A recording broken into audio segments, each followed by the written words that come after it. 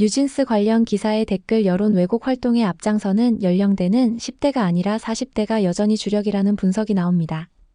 댓글 관련 연령별 분포에서 40대가 33%로 가장 많았고 이어 30대 26%, 20대 24% 순이었으며 특이하게도 10대는 0%였습니다.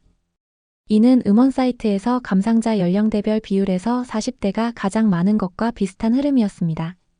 작년 4월 하이브가 미니진의 경영권 찬탈 감사 착수로 시작된 뉴진스 사태는 이번 주가 1주년이 되는데 그 사이 여론이 정반대로 바뀌었습니다. 작년 하반기 설문조사에서 누가 잘못이냐는 질문에서 방시혁 잘못 95%, 미니진 잘못 5%로 나타났는데 최근 설문조사에서는 정반대로 바뀌어 미니진 잘못 96%, 방시혁 잘못 4%로 나타났습니다. 자세한 이야기 구체적으로 살펴볼까요? 한 매체가 뉴진스가 하더라 소문나더니 1030 여성들의 인기 폭발이라는 제목의 기사를 썼는데 뉴진스가 즐겨한다는 피크민 게임에 대한 내용이 담겼습니다. 피크민은 사용자가 현실에서 실제로 걷거나 이동하면 게임 내에 식물 모종이 나타나며 이를 화분에 심고 걸음수를 채우면 귀여운 피크민 캐릭터가 생성되는 방식의 게임입니다. 그런데 기사 댓글을 보니 뉴진스 팬덤 버니즈가 댓글을 장악하고 있었습니다. 그간 버니즈는 좌표 찍고 댓글 여론을 통제해 왔다는 점에서 새삼스러운 것은 아닙니다. 댓글 내용에는 이런 기사에도 몰려와서 악플다는 아재들은 어떤 인생을 사십니까? 작작 좀 하세요.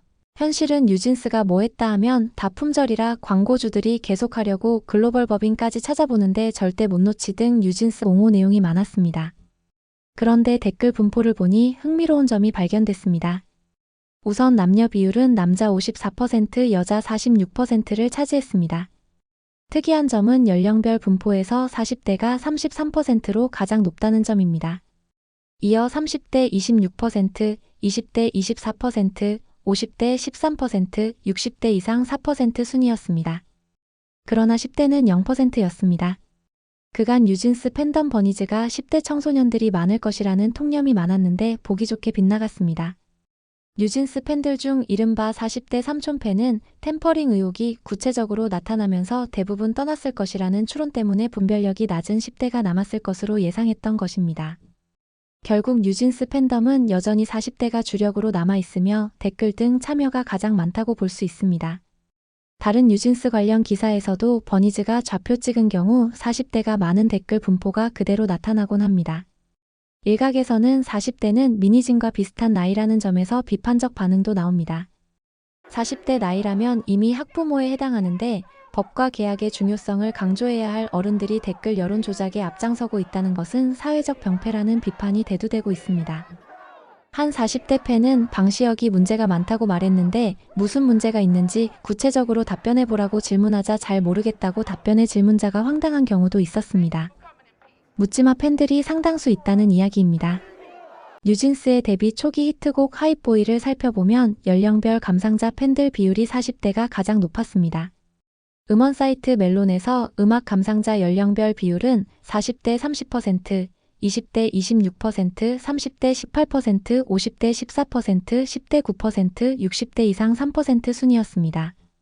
남녀 비율은 여자 55%, 남자 45%로 여자가 더 많았습니다. 이러한 흐름은 다른 노래도 비슷한 흐름이었습니다. 그리고 작년 3월 랭키파이 빅데이터 결과에서는 20대, 30대, 40대가 1% 차이 정도의 초박빙 비슷한 비율을 보여주었습니다. 뉴진스의 전반적인 연령별 관심 비율은 10대 17%, 20대 23%, 30대 24%, 40대 23%, 50대 13%였습니다. 남녀 비율은 남자 49%, 여자 51%로 거의 비슷했습니다.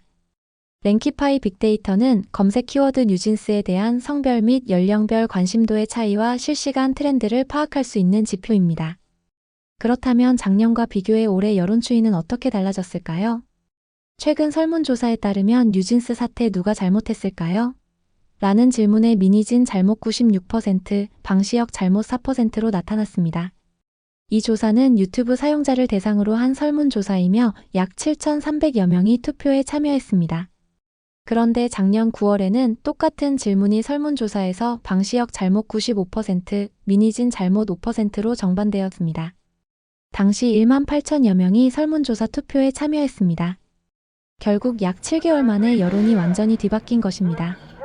네티즌들은 모든 사건의 발단은 미니진이 뉴진스 빼가려던 거 걸린 것 그거 방어하려고 기자회견 열어서 뉴진스 방패로 개싸움 시작한 거고, 법원에서도 배임으로 볼 순 없지만 회사에 대한 배신적 행위임은 분명하다고 함. 이건 당연히 미니진 때문임. 작년 첫 기자회견 때부터 미니진 잘못이었음. 방시혁은 피해자지 돈 대줘. 소스뮤직 써. 트레이닝한 애들 넘겨줘. 곡도 3곡이나 얹어줘. 뚱땡이라고 욕도 먹어줘 등 반응을 보였습니다. 이처럼 여론이 급격히 바뀐 이유에는 가처분 소송 재판에서 뉴진스가 11대 0으로 참패한 것, 그리고 뉴진스 멤버들이 외신에서 한국을 비판하는 내용의 인터뷰를 한 것, 그간 여러 가지 막무가내 행보 등이 작용한 것으로 분석됩니다. 한편 뉴진스 사태가 공개적으로 논란이 된 지 이번 주가 1년이 된다는 점에서 작년 4월 미니진 기자회견 등이 재조명되고 있습니다. 작년 2024년 4월 25일 미니진 당시 어도어 대표가 서울 서초구 한국컨퍼런스센터에서 긴급 기자회견을 열었습니다. 미니진은 파란 모자에 초록 스트라이프 맨투맨을 입고 등장했습니다. 당시 미니진은 2시간 넘게 진행된 기자회견으로 여론을 유리하게 만드는 데 성공했습니다. 특히 미니진의 개저씨 발언은 큰 반향을 일으켰고 욕설 등이 난무했습니다. 미니진 기자회견은 비판적 시각도 많았지만 팬덤 버니즈 및 여초카페 등에서 인터넷 여론을 장악하면서 비판의 소리는 진압되었습니다. 더욱이 하이브 측의 긴급 감사로 알려지기 시작한 미니진과의 분쟁은 작년 5월 관련 가처분 소송에서 미니진이 승소하면서 작년 내내 유리한 여론을 이어갔습니다. 하이브는 작년 4월 미니진 당시 어도어 대표이사가 경영권 탈취를 시도했다며 긴급 감사를 실시했고 업무상 배임으로 형사 고발했습니다. 이어 2024년 5월 31일 미니진 대표이사 해임안을 안건으로 하는 임시주주총회도 열겠다고 했습니다. 미니진은 의결권 행사금지 가처분을 신청했습니다. 법원은 작년 5월 30일 의결권 행사금지 가처분에서 미니진의 승소를 판결하면서 미니진은 기세등등했습니다. 당시 재판부가 배신은 맞지만 배임은 아니다라고 밝힌 결정문 문구는 화제를 모았습니다. 법원은 미니진에 대해 어도어에 대한 하이브의 지배력을 약화하고 미니진이 어도어를 독립적으로 지배할 수 있는 방법을 모색했다는 점은 분명하다면서도 모색 또는 계획 수립 단계에서 나아가 구체적인 실행행위를 했다는 점은 소명되지 않았다고 판단했습니다. 그리고 미니진은 작년 10월 자신이 어도어의 대표이사로 재선임되도록 하이브가 조치를 취하게 해달라고 법원에 가처분 소송을 제기했습니다. 하지만 법원은 각하 판결을 내렸습니다. 미니진의 주장을 수용할 필요가 없고 재판조차 필요 없다는 뜻이었습니다. 아울러 뉴진스가 작년 9월 유튜브 라이브 방송을 통해 본격 참전을 시작했고 10월 한의회 국정감사 출석, 11월 28일 일방적인 전속계약 해지 선언, 올해 2월 NJG로 팀명 변경 등은 결정적 실수였습니다. 뉴진스 사태 시작 후 1년이 지난 지금 미니진과 뉴진스 멤버들은 여론은 물론 소송전에서도 불리한 형국입니다. 지난 3월 21일 가처분 소송 결과에서 뉴진스는 참패를 했고 이어 이의 신청도 기각되면서 점점 불리한 상황입니다. 미니진은 박정규 다보링크 회장과 뉴진스 빼돌리기 및 투자 논의 등 템퍼링 정황도 나타난 바 있어 소송전에 악영향이 예상됩니다. 법원은 어도어가 여전히 뉴진스의 소속사라고 판단했지만 뉴진스는 어도어에 돌아갈 기미를 보이지 않고 있습니다. 앞으로 줄줄이 소송전이 이어지면서 뉴진스는 금전적 손해는 물론 한창 활동할 수 있었던 몇 년을 잃어버릴 수도 있습니다. 여러분들은 어떻게 생각하나요? 구독, 좋아요는 더 좋은 영상 제작에 큰 힘이 됩니다. 시청해주셔 감사합니다.